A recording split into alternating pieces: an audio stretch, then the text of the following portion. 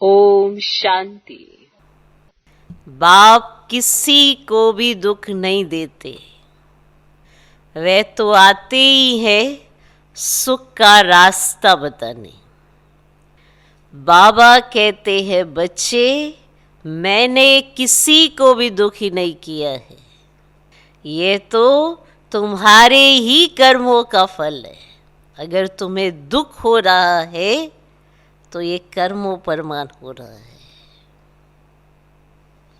हमें चेकिंग अपने कर्मों की करनी है, ना कि बाप पर उलाने रखने हैं कि ये तो दुख देखो आप ही दे रहे हो।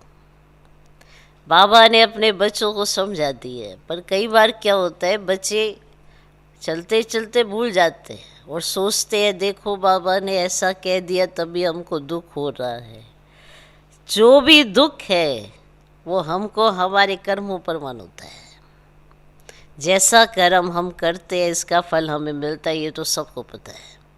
पर कैसा कर्म करते हैं ये तो हर एक के अपने अपने हाथ में है ना।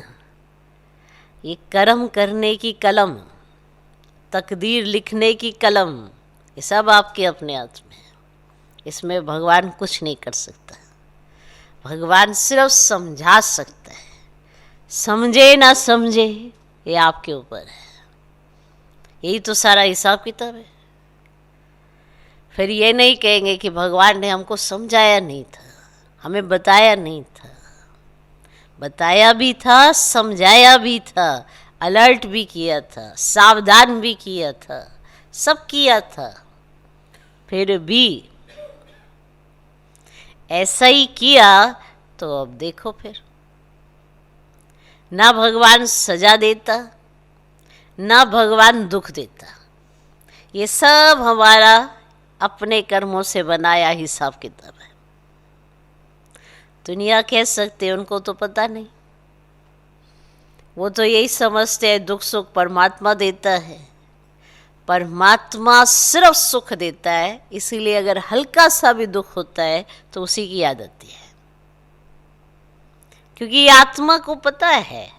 पर रावण राज्य में आत्मा नासमझ होने के कारण ये भूल जाती है कि ये जो दुख की अनुभूति हो रही है ना, ये हमारे अपने कर्मों पर मान है।